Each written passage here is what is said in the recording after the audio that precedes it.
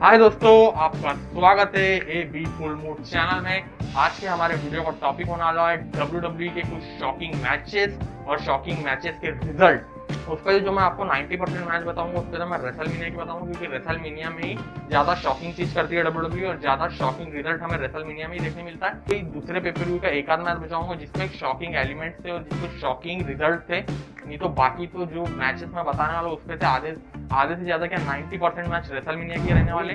कोई फैंस ने ऐसा सोचा नहीं था मैचेस में कि वो रेसलर टाइटल रिटेन कर जाएगा, लेकिन वो रेसलर ने लिटरली टाइटल को रिटेन करा। और ये मैच में जो wrestler title on the line रखवा है, किसी ने ऐसा सोचा नहीं वो रेसलर वापिस से अपना टाइटल रिटेन कर जाएगा। सबने ऐसा ही सोचा था कि वो रेसलर वहां पे अपना टाइटल लॉस करने वाला है, वहां पे वो रेसलर का लॉस होगा टाइटल, और जो दूसरा रेसलर है वो रेसलर वहां पे चैंपियन बन के निकलेगा। लेकिन ये रिजल्ट जो हुए ये मैच के बहुत शॉकिंग और बहुत अनएक्सपेक्टेड थे।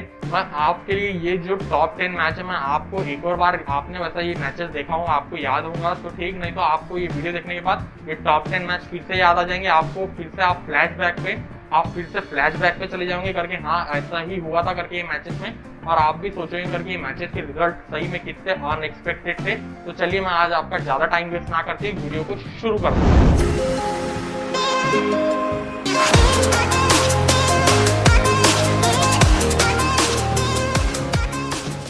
जो 10th नंबर मैच ये है क्लैश एट दी कैसल का मैच, जो कि था Roman Reigns versus Drew McIntyre के बीच में। जो कि किसी ने ऐसा एक्सपेक्ट नहीं किया था कि वहां पे रोमन रेंस अपनी चैंपियनशिप को लिटरली रिटेन कर जाएंगे, लेकिन वहां पे लिटरली ऐसा होता है ड्रू मैकिंटायर रोमन रेंस को वहां पे क्लेमोर हिट कर देते हैं। वहां पे रेफरी वहां पे काउंट आउट भी शुरू कर देता है। वहां पे सबको अब लगा था कि न्यू चैंपियन ड्रू मैकिंटायर बनने वाले हैं वहां पे, अब वहां पे चैंपियन चेंज होने वाला है करके सबको ऐसा ही लगा था।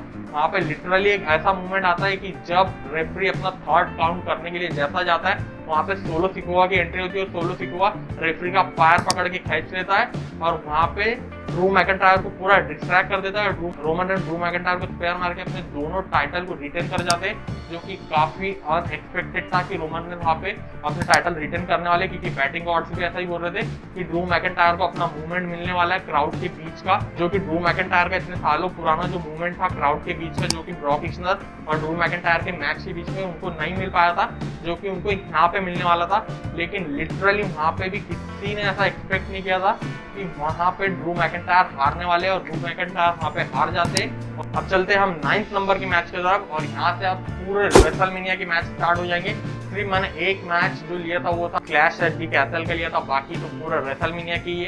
इसलिए मैंने बोला था क्योंकि टॉप 10 की लिस्ट को मेरे को पूरा करना था। रेसलमेनिया के जो इतने मूवमेंट थे जितने मेरे को याद थे, उस हिसाब से मैंने रेसलमेनिया के 9 मूवमेंट मेरे को याद आए, तो रेसलमेनिया के मैंने 9 मूवमेंट को डाला उसमें, और एक क्लैश एट दी कैसल का मूवमेंट लिया और उस पर से अब यहाँ से जो मैं बताने वाला हूँ यहाँ से कंटिन्यू सब रेसलमेनिया के मैच चालू हो जाएंगे, जो कि रेसलमेनिया में ऐसे अनएक्सपेक्टेड मूवमेंट ही ज्यादातर देखने के लिए मिलते हैं हमें। तब जो कि है रेसलमेनिया 37 का, जो कि Edge versus Daniel Bryan versus Roman Reigns के बीच में होता है ट्रिपल थ्रेट मैच, जिसपे एज रॉयल रंबर विन करके आते हैं, जो कि एज रहते हैं और रॉयल रंबर विन करके आते हैं और रोमन रेंस को चैलेंज करते हैं। लेकिन डेली ब्रायन वो मैच में बीच पे घुस के ट्रिपल थ्रेट बना देते हैं वो मैच को, जो कि किसी ने एक्सपेक्ट नहीं किया था। सबको ऐसा लग रहा था वो मैच में कि रोमन रेंस यहाँ पे अपनी चैंपियनशिप है, जो क्योंकि रोमन रेंस वो टाइम में न्यू चैंपियन बने थे, तो किसी ने सोचा नहीं था कि रोमन रेंस वहाँ पे अपनी चैंपियनशिप रिटेन करेंगे, क्योंकि एज को मूवमेंट मिलने वाला था वहाँ पे, क्योंकि एज जो थे वो रॉयल रंबर जीत के आए थे, तो सबको लगा था वहाँ पे एज जो है वहाँ पे विन कर जाएंगे। सबको लगा था कि एज वहाँ पे चैंपियनशिप विन कर जाएंगे यूनिवर्सल, और वहाँ पे एज को जो मूवमेंट है वो मिल जाएगा, और सब फैंस को भी उनका मूवमेंट मिल जाएगा कि एज ने रॉयल रंबर विन किया, और रॉयल रंबर विन करने के बाद उनको उनका मूवमेंट मिल गया फाइनली। और वो मूवमेंट मिलने के बाद जो एज यूनिवर्सल चैंपियनशिप है उसको बदल के एज वर्ल्ड हेवीवेट चैंपियनशिप की, पुरानी वर्ल्ड हेवीवेट चैंपियनशिप थी, एज उसको वो चैंपियनशिप की जगह वो चैंपियनशिप को लाने वाले थे। सबने ऐसा सोच के रखा था, लेकिन वहाँ पे ऐसा कुछ भी नहीं होता है, और रोमन रेंस अपनी वहाँ पे चैंपियनशिप को एकदम क्लियरली रिटेन कर जाते हैं जे उसो की मदद से, क्योंकि जे उसो इंटरफेयर कर देते हैं मैच में एज के ऊपर।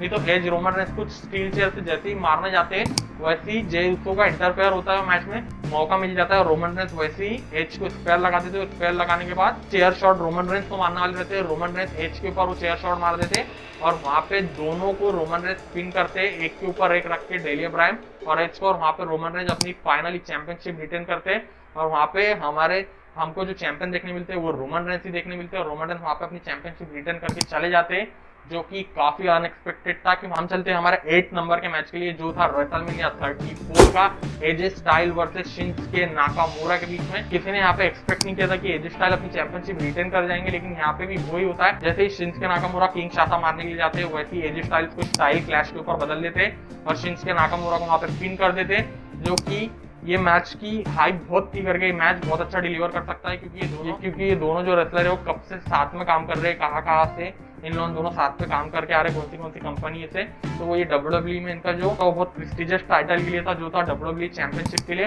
तो सबको लगा था एजे स्टाइल का इतना लॉन्ग रेंज चल रहा है, तो एजे स्टाइल का जो लॉन्ग रेंज है वो यहाँ पे एंड हो जाएगा और यहाँ पे जो न्यू चैंपियन है वो शिंसुके नाकामुरा बन जाएंगे। क्योंकि शिंसुके नाकामुरा रॉयल रंबर जीत के आए थे और रॉयल रंबर जीत के आने की वजह से जो उनको शायद उनका मूवमेंट मिल जाएगा और वो यहाँ पे चैंपियन बन जाएंगे। लेकिन शिंसुके नाकामुरा के साथ कुछ भी ऐसा होता नहीं है, एजे स्टाइल अपनी चैंपियनशिप फाइनली रिटेन कर जाते हैं। और यहाँ पे इसके बाद जो होता है मैच के बाद, जब एंड होने के बाद सबको लगा था मैच बहुत अच्छा डिलीवर करके देगा, लेकिन मैच इतना अच्छा कुछ खास डिलीवर कर नहीं पाता है और एजे स्टाइल को अपने मेन पॉइंट में शिंसुके नाकामुरा का लो ब्लो भी खाना पड़ता है उल्टा है मैच के बाद। और फिर उसके बाद ये यहाँ तक का देखने मिल रहा है कि अभी तक शिंसुके नाकामुरा WWE में काम कर रहे हैं, लेकिन एक भी बार वर्ल्ड टाइटल नहीं जीत पाए शिंसुके नाकामुरा। जब से WWE के साथ है, सबको लगा था कि शिंसुके नाकामुरा आते WWE चैंपियन बन जाएंगे, क्योंकि शिंसुके नाकामुरा इतने रॉयल रंबर जब जीत के आ रहे हैं, तो जो रॉयल रंबर जीतता है वो छोटा मोटा बंदा नहीं होता है WWE में, उसके लिए WWE के हमेशा से बड़े प्लान रहते हैं। लेकिन शिंसुके नाकामुरा का WWE में पूरा कचरा कर, जो कि किसी ने एक्सपेक्ट नहीं किया था।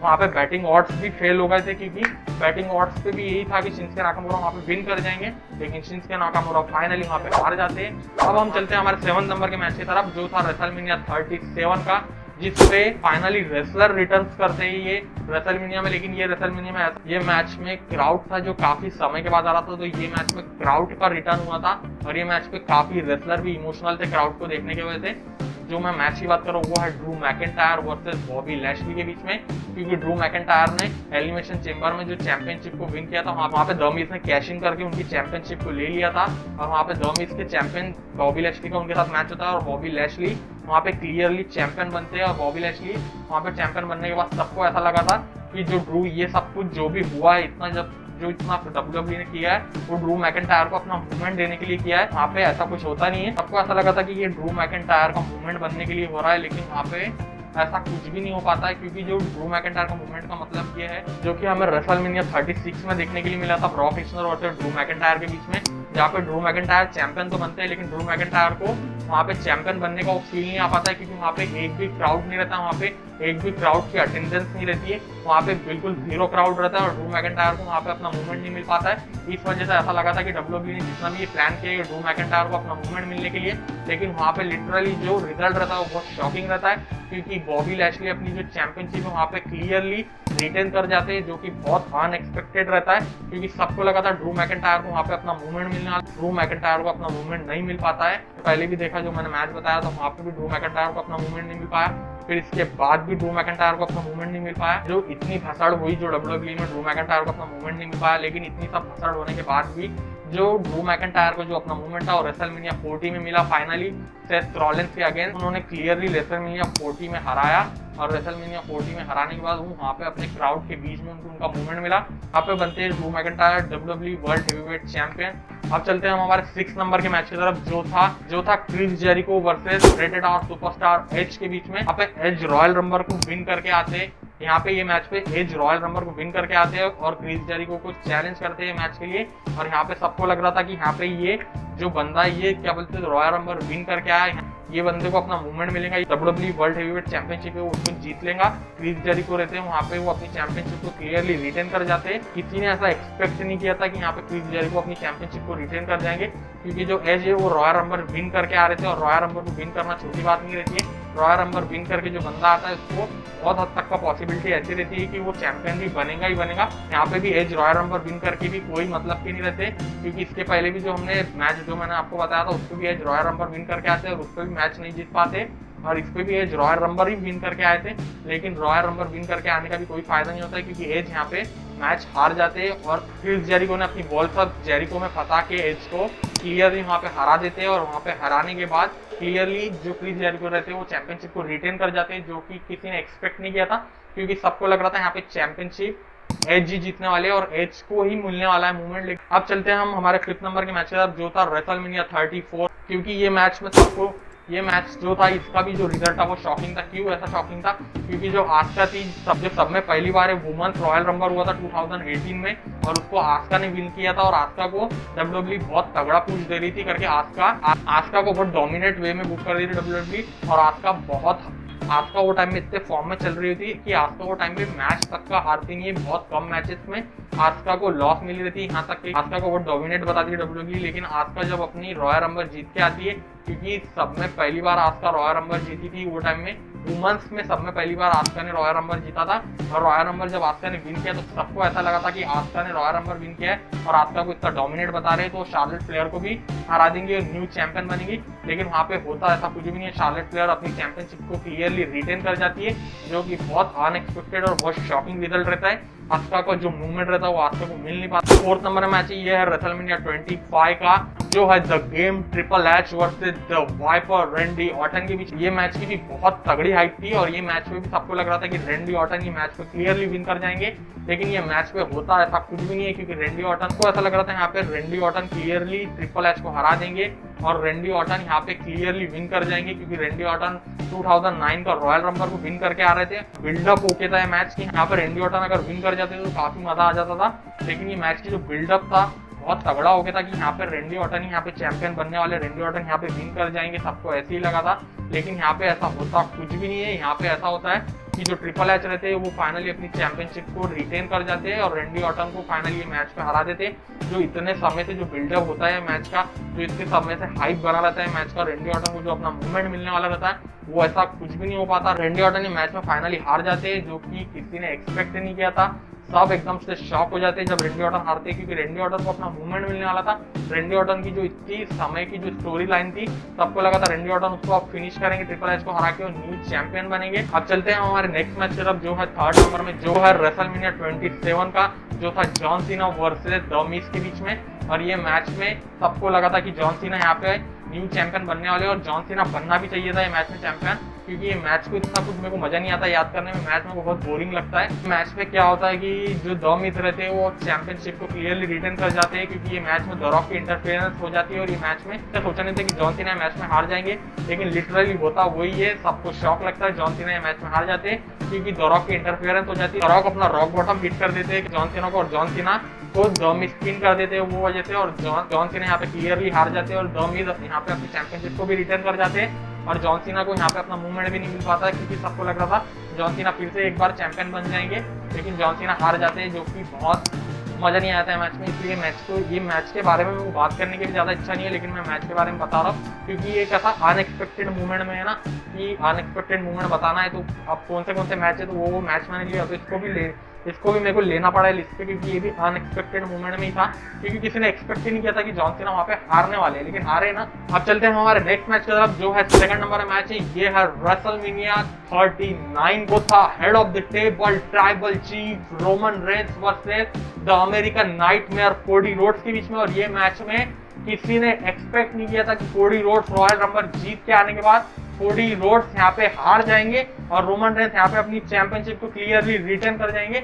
लेकिन होता ऐसी, ये सबको लगा था बैटिंग ऑड्स के अकॉर्डिंग कि यहाँ पे कोडी रोड्स यहाँ पे न्यू चैंपियन बनने वाले हैं और कोडी रोड्स यहाँ पे क्लियरली रोमन रेंस को हरा देंगे। रोमन रेंस का इतना लंबा जो चैंपियनशिप का रेन है वो ब्रेक कर देंगे और कोडी रोड्स यहाँ पे न्यू चैंपियन बन जाएंगे। लेकिन यहाँ पे होता कुछ भी ऐसा नहीं है। यहाँ पे सोलो सिकोआ की इंटरफेरेंस की वजह से जो अमेरिकन नाइटमेयर जो कोडी रोड्स है वो यहाँ पे क्लियरली पिन हो जाते हैं सोलो सिकोआ की वजह से। रोमन रेंस यहाँ पे अपनी क्लियरली चैंपियनशिप को भी रिटेन कर जाते हैं और सोलो सिकोआ की मदद की वजह से रोमन रेंस अपनी जो दोनों चैंपियन है, क्योंकि पूरे बैटिंग ऑड्स फेवर कर रहे थे कोडी रोड्स को, कि कोडी रोड्स ये मैच को विन कर जाएंगे और कोडी रोड्स न्यू चैंपियन बनेंगे, Cody Rhodes double new champion बनेंगे और कोडी रोड्स को अपना मूवमेंट मिलने वाला है, जो कि रॉयल रंबर को जीतने के बाद सबको ऐसा ही लगा था कि कोडी रोड्स को अपना मूवमेंट मिल जाएगा फाइनली। यहाँ पे रोमन रेंस हार जाएंगे, लेकिन होता ऐसा कुछ भी नहीं है। रोमन रेंस अपनी चैंपियनशिप को रिटेन करते हैं और वहां से क्लियरली रिटेन करके निकल भी जाते। लेकिन जो रेसलमेनिया 40 में कोडी रोड्स अपनी स्टोरी फाइनली एंड करते हैं और वहां पे रोमन रेंस का जो हिस्टोरिकल रेन रहता है उसको भी एंड कर देते और उनकी स्टोरी भी फिनिश होती है वहां पे। लेकिन सभी को पता था वहां पे कोडी रोड्स क्लियरली विन कर जाएंगे क्योंकि रोमन रेंस का इतना लंबा रेंज चल ही रहा था। जो कोडी रोड्स रहते हैं वो रेसलमेनिया नाइट 1 में पिन हो जाते हैं द रॉक के हाथ से, तो कोई चांस ही नहीं था कि कोडी रोड्स रेसलमेनिया की नाइट 2 है उसमें हारेंगे करके। सबको पता था कि वहां पे कोडी रोड्स जीत जाएंगे, तो ये मैच तो एकदम एक्सपेक्ट ही था कि कोडी रोड्स वहां पे विन करे। लेकिन जो रेसलमेनिया 39 का था उस पर किसी ने एक्सपेक्ट नहीं किया था कि कोडी रोड्स वहां हारेंगे, कोडी रोड्स वहां हारे। अब चलते हैं हमारे नेक्स्ट मैच की तरफ जो है फर्स्ट नंबर में। मैच जो है अभी तक के सब में अनएक्सपेक्टेड मैच में से है कि किसी ने ऐसा सोचा भी नहीं था। सबका ये मैच का रिजल्ट देखने के बाद सबका दिमाग हिल गया था कि ये मैच पे ऐसा हुआ तो हुआ कैसी। किसी ने सोचा नहीं था कि ये मैच पे ऐसा होगा। जो मैं मैच की बात कर रहा हूँ वो रेसलमेनिया 34 का Brock Lesnar versus the tribal chief Roman Reigns के बीच में होता है और सभी को लगा था ब्रॉक लेसनर इससे लंबे टाइम से जो चैंपियन है, जो कि रोमन रेंस और उनकी स्टोरी का भी बिल्डअप इतना खतरनाक बनाया था। रोमन रेंस और ब्रॉक लेसनर की इतने टाइम से स्टोरी चल रही है और ब्रॉक लेसनर और रोमन रेंस के बीच में जो स्टोरी हमें दिखाई गई थी उसमें क्लियरली लग रहा था कि रोमन रेंस ये मैच को विन कर जाएंगे और बैटिंग ऑड्स पूरे फेवर में थे रोमन रेंस के कि रोमन रेंस ये मैच को विन करने वाले और ब्रॉक लेसनर ये मैच को क्लियरली हार जाएंगे। और ब्रॉक लेसनर और रोमन रेंस की जो परफॉर्मेंस थी मैच में वो भी इसी लेवल की थी कि रोमन रेंस ने विन करना ही चाहिए था मैच, लेकिन होता बिल्कुल इसके अगेंस्ट है। ब्रॉक लेसनर ये मैच को क्लियरली विन कर जाते और चैंपियनशिप को भी रिटेन कर जाते, जो कि किसी ने सोचा नहीं था। किसी को ऐसा लगा नहीं था कि जो ब्रॉक लेसनर है वो अपनी चैंपियनशिप को भी रिटेन कर जाएंगे और रोमन रेंस को भी हरा देंगे। रोमन रेंस ने इतना जबरदस्त परफॉर्मेंस देने के बाद भी रोमन रेंस हार गए थे मैच। रोमन रेंस का पूरा ब्लड निकल रहा था सर से, फिर भी रोमन रेंस टिके हुए थे। लेकिन रोमन रेंस ये मैच हारे थे ना, जब बहुत सही में दिल में लगा था कि रोमन रेंस ये मैच क्यों हारे करके। रोमन रेंस को अपना मूवमेंट मिलना चाहिए था ये मैच में। और लेकिन ये मैच को जो पूरी ऑडियंस थी बहुत हेट कर रही थी कि ये मैच नहीं होना चाहिए और उल्टा इतना हेट कर रही थी मैच को जिसकी कोई लिमिट नहीं। लेकिन फिर भी ये मैच होता है। ये मैच को रेसलमेनिया के मेन इवेंट में डाल देती है तो ऑडियंस को और हेट करने लगती है ऑडियंस के मैच से। लेकिन फिर भी ऑडियंस जैसे जैसे मैच को देख रही थी सबको लगा था कि रोमन रेंस को अपना मूवमेंट मिल जाएगा, लेकिन रोमन रेंस को मैच में मूवमेंट नहीं मिल पाता है। Brock Lesnar clearly Roman Reigns को पिन कर देते हैं और ब्रॉक लेसनर क्लियरली वो मैच को विन करके चले जाते हैं। और जैसे ही लेकिन ब्रॉक लेसनर भी यही चाहते थे कि रोमन रेंस विन करना चाहिए ये मैच को, क्योंकि ब्रॉक लेसनर को भी ऐसे लगा था, क्योंकि सभी को ऐसे लगा था कि ब्रॉक लेसनर ये मैच को हार जाएंगे, क्योंकि ब्रॉक लेसनर का जो कॉन्ट्रैक्ट था वो भी खत्म होने वाला था डब्ल्यूडब्ल्यूई के साथ। किसी ने ऐसा एक्सपेक्ट ही नहीं किया था कि ब्रॉक लेसनर जीतेंगे, लेकिन ब्रॉक लेसनर भी जीत के मैच को बहुत डिसअपॉइंट होते हैं। और ब्रॉक लेसनर जब बैक स्टेज जाते हैं तो विल मैकमैन जो कंपनी के मालिक है उनके मुंह पर चैंपियनशिप फेंक के मारते हैं ब्रॉक लेसनर करके, ये ले तेरी चैंपियनशिप रख तू तेरे पास और मैं जा रहा हूँ यहाँ से। और वहां से निकल जाते हैं ब्रॉक लेसनर। वो मैच को जीतने में 1 मिनट तक का नहीं रुकते हैं ब्रॉक लेसनर वो मैच को जीतने के बाद, क्योंकि ब्रॉक लेसनर का भी लिटरली दिमाग खराब हो जाता है वो मैच जीतने के बाद, क्योंकि ब्रॉक लेसनर भी नहीं चाहते थे कि वो मैच मैं जीतूं करके, क्योंकि उनका भी कॉन्ट्रैक्ट खत्म हो रहा था। शायद उनके दूसरे प्लान थे डब्ल्यूडब्ल्यूई से हटके के, शायद वो यूएफसी में जा सकते थे, लेकिन ऐसा कुछ भी नहीं होता है। और उल्टा वहां पे रोमन रेंस हार जाते हैं और पूरे फैंस शॉक हो जाते हैं, पूरे फैंस डिसअपॉइंट हो जाते हैं। यहाँ तक है कि मैं सुबह वो मैच 6 बजे देख रहा था, मैं 6 बजे सुबह डिसअपॉइंट हो जाता हूँ और 6 बजे फिर मेरे को उसके बाद डब्ल्यूडब्ल्यूई देखने की इच्छा नहीं होती है, क्योंकि रोमन रेंस को अपना मूवमेंट नहीं मिल पाता है। और उस वजह से मेरे को भी काफी गुस्सा आता है कि ब्रॉक लेसनर कैसे जीत गया है मैच। अब जान लो क्या बोलो अब इससे ज्यादा मैच, लेकिन जो भी था ये थे आज के टॉप 10 की लिस्ट। आप अभी तक अगर मेरे वीडियो को देख रहे हो, आपको मेरा वीडियो अगर अच्छा लग रहा है तो प्लीज वीडियो को एक लाइक कर देना, और अगर कुछ वीडियो में पसंद नहीं आया हो तो कमेंट सेक्शन में आप बता देना करके आपको क्या पसंद नहीं आया। मैं उसको अगले वीडियो में इंप्रूव करने की जरूर से कोशिश करूंगा। कुछ गलती हो गई होंगी वीडियो में या रिसर्च करने में, या मैंने कुछ उल्टा सीधा बोल दिया होगा, उसके लिए भी आप मेरे को करेक्ट कर दो ना कमेंट सेक्शन में करके, मैंने कहा गलती किया हो मैं उसको फिर से सुधारने की कोशिश करूंगा जरूर से अपने आने वाले वीडियोस में। मेरा ये न्यू चैनल है यूट्यूब पे, तो मैं जितनी कोशिश हो सके उतना अच्छा देने की कोशिश कर रहा हूँ। तो मैं आपसे बस यही विनती करता हूँ कि अगर आपको वीडियो पसंद आता है तो लाइक कर दीजिए, एबी फुल मूड फैमिली उसको बड़ी करने की कोशिश कीजिए, सब्सक्राइब के बटन को क्लिक करके एबी फुल मूड फैमिली को जितना बड़ी हो सके उतनी बड़ी करने की कोशिश कीजिए, क्योंकि आपको यहाँ से डब्ल्यूडब्ल्यूई से रिलेटेड से लेके यहाँ पे आपको मिक्स टॉपिक देखने के लिए मिल सकते हैं। यहाँ पे डब्ल्यूडब्ल्यूई से लेके मार्वल से रिलेटेड यहाँ पे आपको मिक्स टॉपिक देखने के लिए मिल सकते हैं आपको डब्ल्यूडब्ल्यूई से, यानी आपको हर चीज में मनोरंजन हो सकता है। जैसे कि मैंने अपने डिस्क्रिप्शन में लिख के रखा हूँ करके मैं कौन सी चीजों में वीडियो बनाना मैं पसंद करता हूँ, आप वो डिस्क्रिप्शन को पढ़ लेना, आपको समझ में आ जाएगा करके मैं कौन से टॉपिक्स में वीडियो बनाता हूँ। ऐसा तो कोई मेरा पर्सनली ऐसा एक टॉपिक नहीं है कि मैं उसके ऊपर ही काम करते चले जाऊँ, जो भी मेरे को ठीक लगता है मैं उसके ऊपर वीडियो बना देता हूँ।